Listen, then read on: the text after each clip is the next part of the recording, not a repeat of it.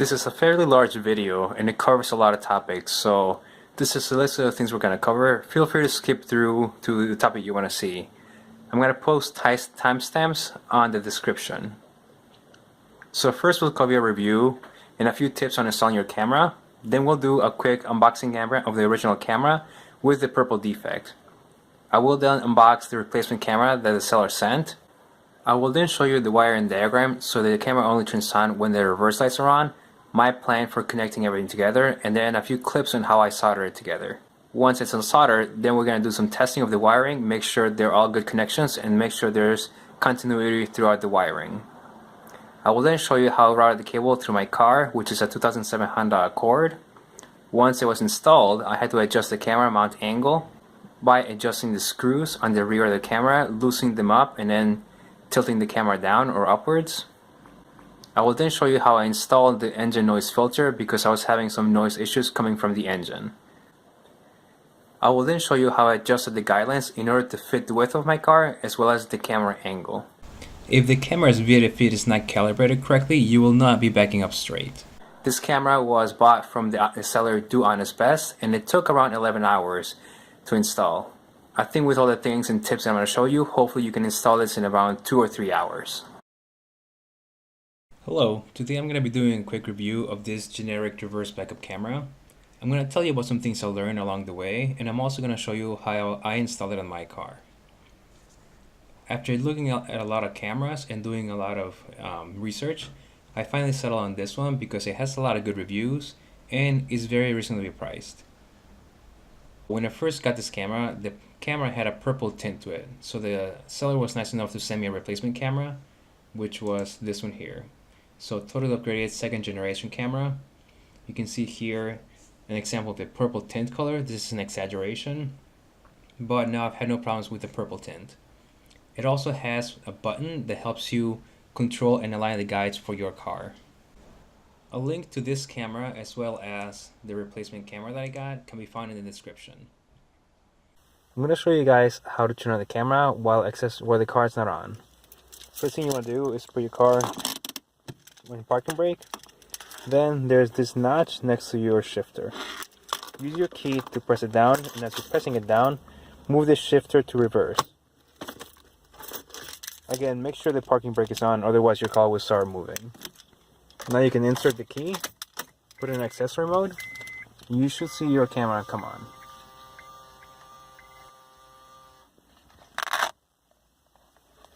The camera has 3 main buttons. The middle one cycles to the settings, and the top and bottom ones move the settings up and down. So here, first thing is brightness, contrast, saturation, language, mode 4369, and then reset, and then it stops. 69 and it stops. So those are all the settings. They're pretty basic, but they offer enough adjustment to make the picture look nice. I tend to turn the brightness up, contrast down, and then saturation up, so it looks livelier.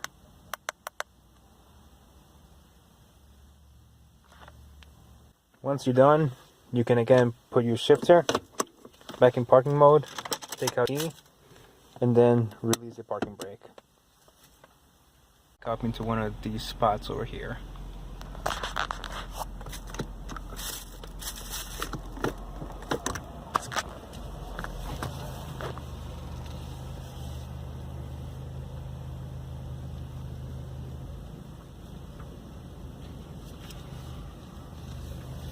Go to that one.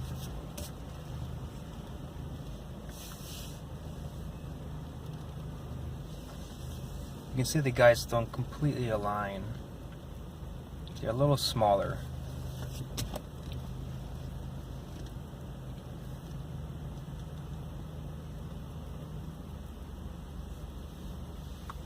I'm actually going to go forward a little bit and come back up. Come back in.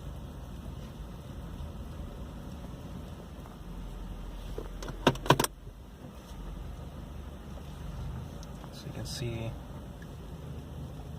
the guides are a little bit shorter. There's no way to make them wider as well. So this is as close as it's gonna get to. This is as wide as it's gonna get to cover the whole car. So what I usually do is tend to align it right there, have the same gap space between here and between there.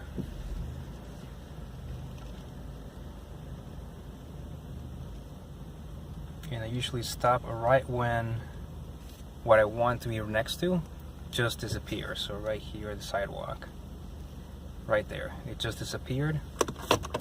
I've noticed that leaves about a foot between the back of your car and whatever is behind you. So we're gonna go outside and take a look how much space is on the left and the right of the car. I don't know, a little over a foot on the right side of the car, and then maybe like a foot and a half to 2 feet on the left side. So it's not, the guides are not perfect, but this is as well as good as you're gonna get. Here's again.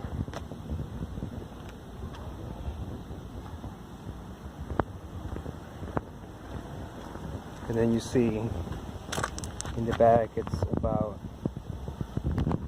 maybe like a foot and a half between the grass and the back of the bumper. So here's me backing up so you guys can see how much space is left between the camera or the rear bumper of the car and a curb. So you can see from the display, backing up, you can see the curb is right there. I'm going to stop right when it disappears.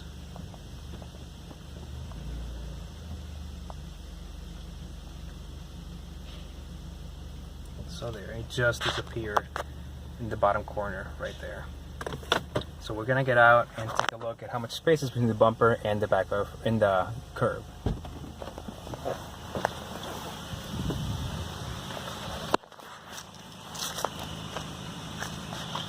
So you can see there's still quite a bit of space.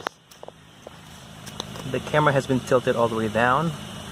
So you can see it's still about possibly like 2 feet behind the car. So we are inside the car and we're about to turn it on, and I'll show you guys what it looks like when the reverse lights are on. This car does have very bright rear lights right by the license plate, so your car may not be as bright and the camera may not show as much around in the surroundings. So first things first, parking brake. I'm gonna put the key in and move the shifter to reverse on here. And now we're gonna put the car in accessory mode.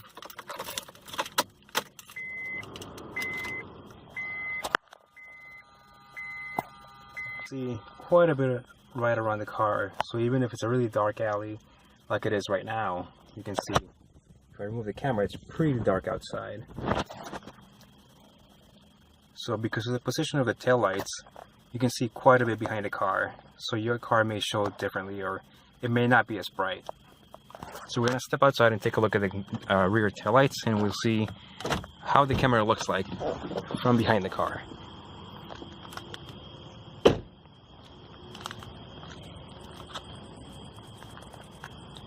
As you can see, it's mainly the reverse lights that are very bright, and they are illuminating the camera. So your car is definitely going to look different. Here's a list of tips that will save you hours. First of all, get a noise filter.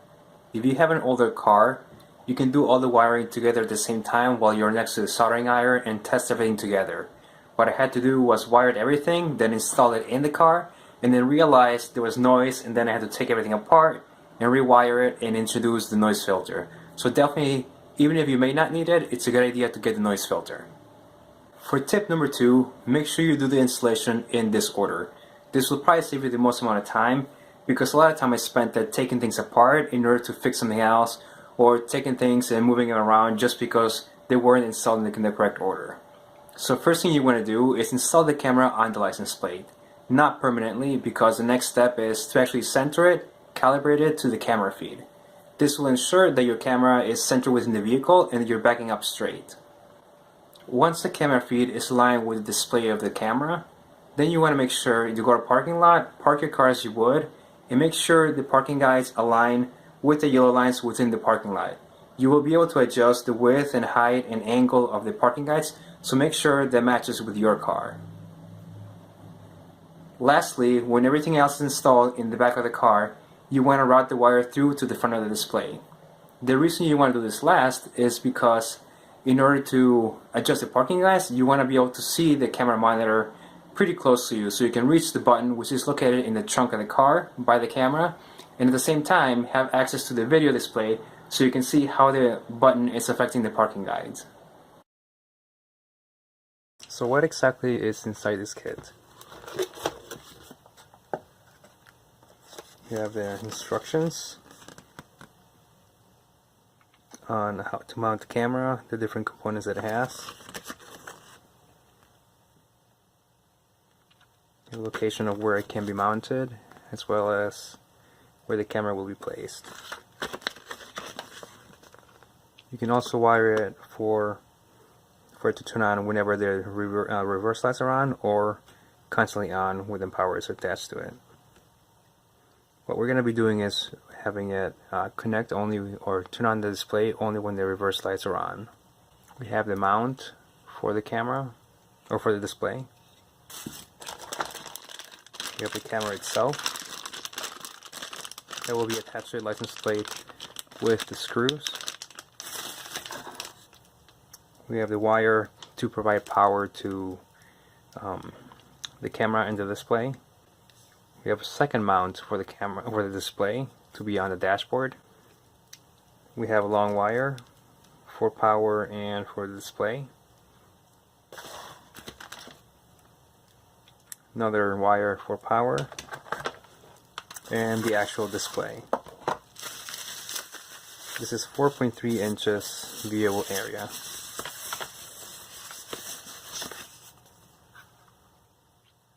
So these are all the things that come with the kit.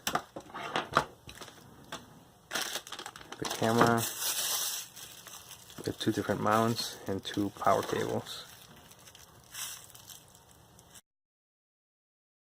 Here's a replacement camera that the seller sent.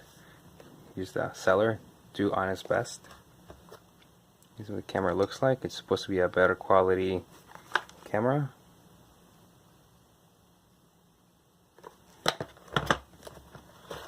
So let's take a look. We have another one of these cables. Power cable for the camera. And the camera itself. The camera looks almost identical to the other one, so we'll see how much difference it makes. These are instructions as well. It does say second generation. Let's see, better angle, high resistance glass lens. So yeah, we'll check it out. Okay, so this is what currently the camera looks like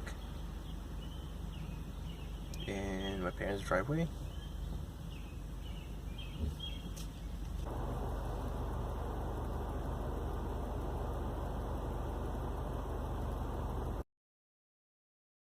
So let's see how this is actually going to be wired, looking at this first diagram on the left. Okay, so here's the plan that we're going to implement. We'll start off with the camera here. We'll install the camera, which will have this yellow wire. This yellow wire is going to be connected here, which will be connected to this power wire. So here we have the red and the black. The black will be connected to ground, to the tail lights, using one of these wire taps. So here you will have the wire, and here in the top portion of it, it's going to have for the wire to the taillights. So this will provide power from the taillights to our camera and to our display. So here we'll have this wire tap here to the taillights on the ground. This will provide power to the red, here in power. This will be a second wire to the taillights, with the wire tap connected to these three wires. So this one, and this one. From here, this yellow wire will provide power through this red cable to the display. So you'll have to connect this red and black to the display here. From here, you'll have this black wire just be idle, so you can just cover it. I covered it with electrical tape. And then you connect this black wire to the white as instructed here. don't want to use too much solder, just enough to cover all the wires. We should do a cross, so put the soldering iron right behind and just sort of tap it across.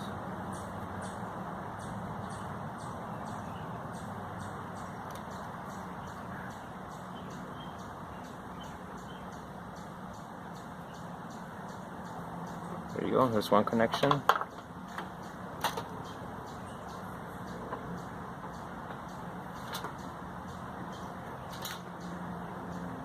I'm just going to put a heat wrap over and apply some heat to it.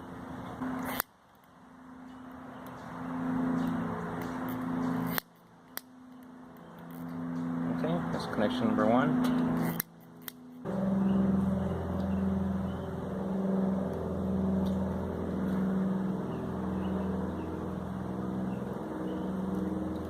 Pretty good connection. So I'm going to do the same thing, put the heat wrap over, so make sure it's cold. So here, put it over, center it. Okay, that's pretty good. What we'll do next is actually test for continuity. Make sure everything is wired in correctly, make sure the wire taps are working correctly. So we'll set the multimeter there to continuity, this symbol here. It's going to read a 1, and whenever there is continuity, it's going to display a 0. So first off, we'll test the power here and the power here. Make sure the power is getting supplied from the taillight. So here we'll put the power here. Power is the inside. So here and here. You can see it drops to 0, or close to 0, meaning there is continuity. Next we'll test the ground, which is this connection here from the taillight to the ground on here, or on this one. You can see again it drops to close to 0. If you try to test this ground, there's no connection because it's idle, so it's gonna still read a 1. So there's that. Now we have the power here from the taillight, testing it with the power on here.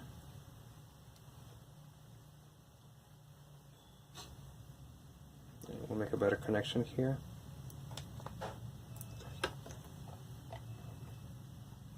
There it is, drops to 0, so there's continuity between the power taillights to the power to the camera.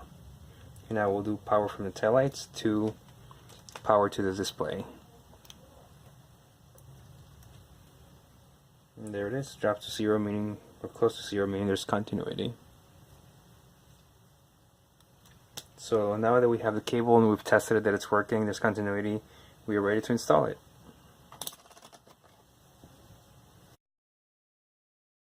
So the plan is to tap into this reverse light to connect to power the camera. This light here. We'll strip this a little bit and connect the wire taps here. Run the wire through the chassis of the vehicle through here, and then we'll just route it the same way down there, and then over here, and then under the seat.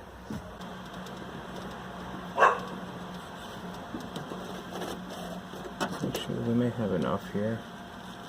Wire taps are pretty small. Let's just expose some of this wire here.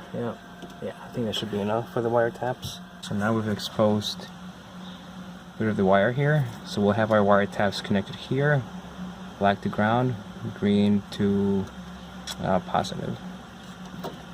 We'll take this light off, and then we'll run the wire through there. Use a camera mounted. And I'm just about to run the wires through under this light. The cable seems to have fit fine. I didn't have to modify it or make any cuts. This you can just pull off. I have this tool to just pry it open. So this comes off. Same here, what I do is push it here and pull it up. There's just clips attached to it, so you can easily go here, and then around the edges. I'll pull it up. This comes off.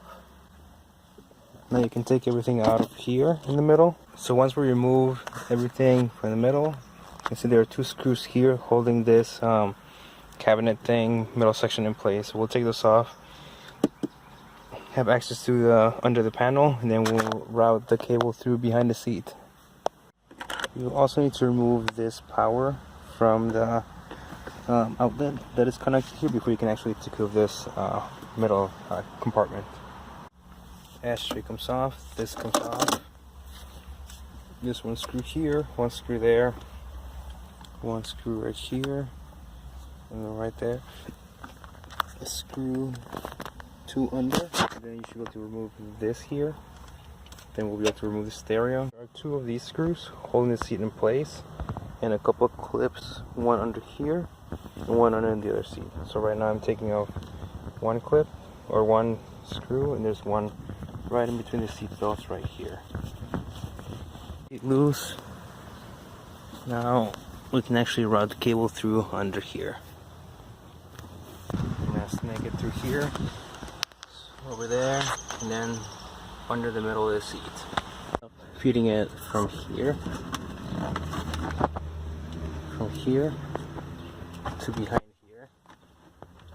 Then this can be pulled out under here, and you have to reach in here and pull the cable out.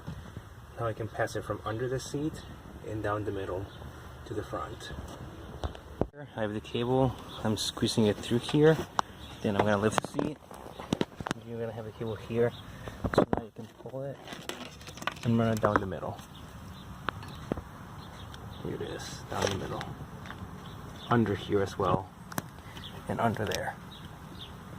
I've snaked coil wire from under so I can connect it here and sort of fish the wire through to get it through the centerpiece. The centerpiece is kind of hard to come off, so I just want to snake the wire through and not completely take it off. Okay, I've just pulled it through. Now I'm just going to continue pulling it from this end here to get the rest of the wire through the center of the vehicle. Alright, I'm just finishing feeding the power through with the last part of the cable. Just so I can just pull through. So I just on here, push it through. What I've been doing also just pulling up in this panel as I pull through, so that way there's no tension or any problems with it getting stuck in between. Like right now it's getting stuck, so I'm gonna put the phone down, pull this up, and then pull the cable. Yeah, there you go.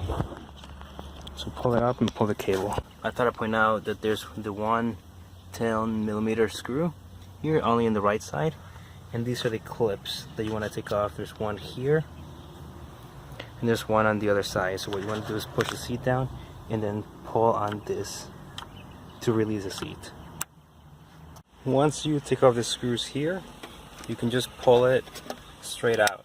I installed this series, so I know how this comes off, but there are other videos and show you how to take this off. So now you can run the cable through under here, over here, and then off the side here from above this area here. Snake it through here and put the display right there. This stereo doesn't actually work, so this is the one I use. So they really don't care that it's actually blocking the display here. One of the reasons why I chose this display was because it has a flat back, so I can easily put a piece of Velcro here, but still have access to the buttons, so I can pull it out and adjust the buttons if I need to. So here I'll just cut a piece, put it there, and then stick it against the front of the display. Managing cables to reduce clutter. And what I'm actually going to do is put some electrical tape around these edges to make sure it doesn't come loose while it's under here. I guess we can always zip tie all this together just so it doesn't come loose. Let's do a quick test, make sure it's working. So, click off, put it in park, reverse. There it is.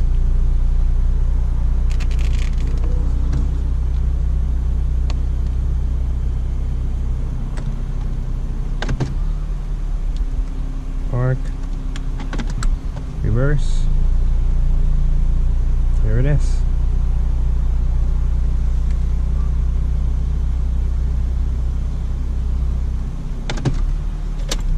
Okay, so I can take this off and assemble everything back together.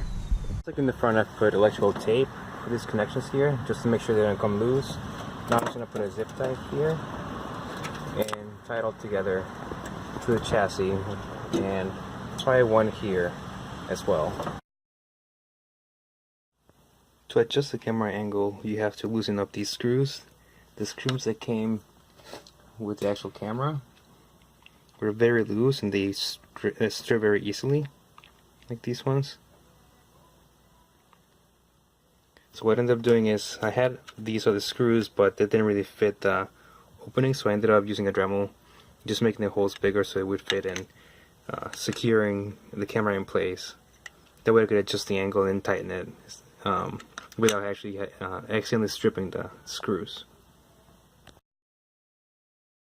So here's what it looks like without the isolator.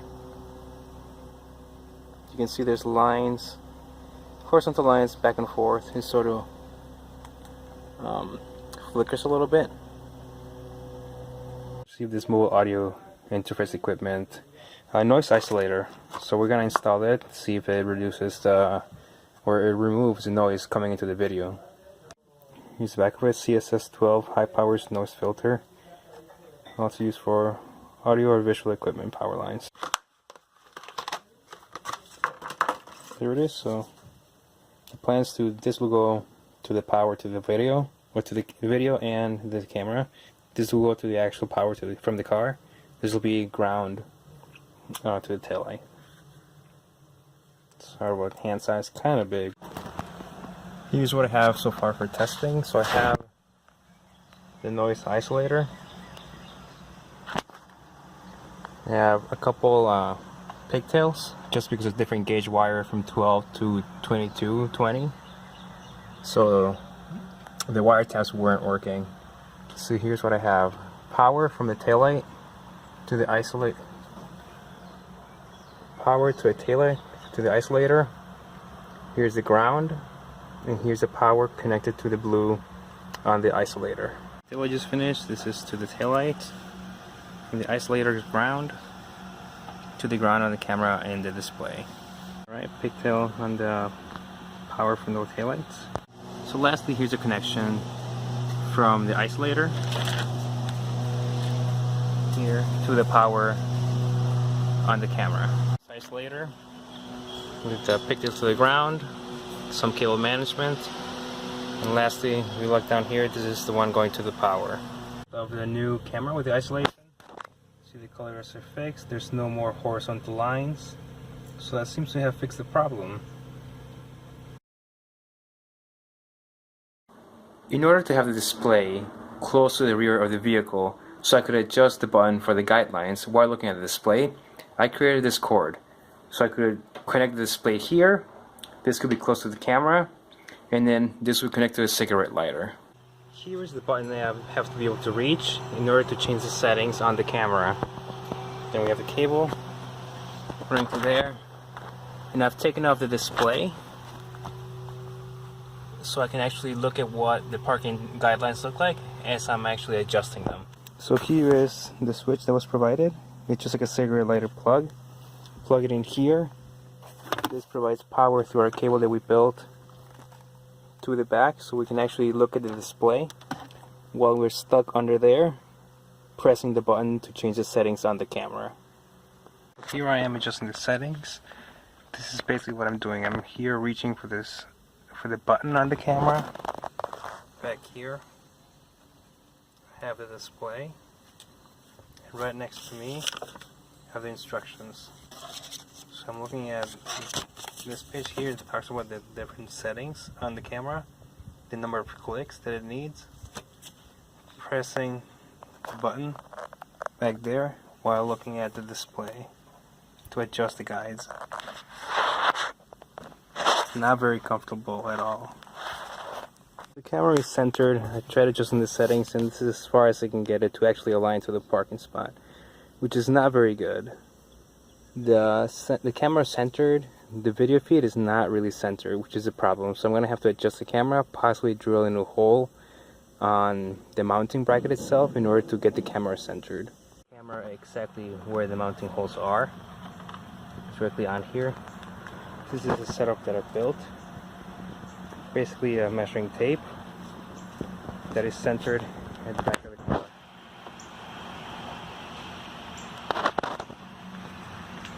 You can see that with the actual measurements,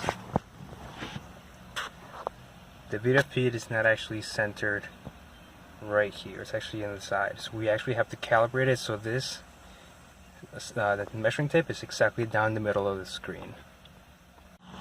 In order to try to center the camera, you can see that I've made one extra hole here, and I've shifted it all the way to the left. So this is at the edge right now, at the boundary. So you can see that more or less has centered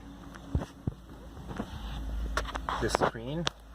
We still have to adjust the angle so that this tape is right in the middle of the display. We'll have to adjust so this tape runs down the middle of the screen, which will tell you that the car is centered with the camera. So here's what I've done. I've put a piece of tape and string right down the middle of the screen. That way I can try and align the rear view camera with this string. That way I know exactly where the center of the car will be. So I'm actually going to align the camera. I found these spacers in my basement. They were for something else. I'm not sure what they're for, but I can actually use them. I put one right behind here, which will move the camera this way, and you can see that by doing that,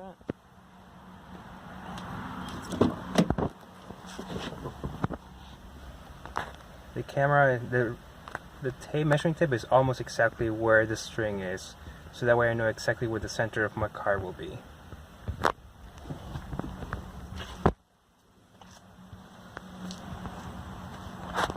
If you don't have any of these spacers, I would say get some washers or something else, maybe some nuts, put them behind there. The closer I shift it to the camera, so this can be like a fine-tuning mechanism as well. So the closer you shift it, the more it's going to pull the camera this way, and you can actually adjust the angle of the camera. We put measuring tape right behind the car so we could see where directly behind the car is in order to align the camera and the video. What we had to do was actually make a new hole here, put a spacer here, right behind here, and put a new bolt here, which we had to cut to size, along with a second spacer on here.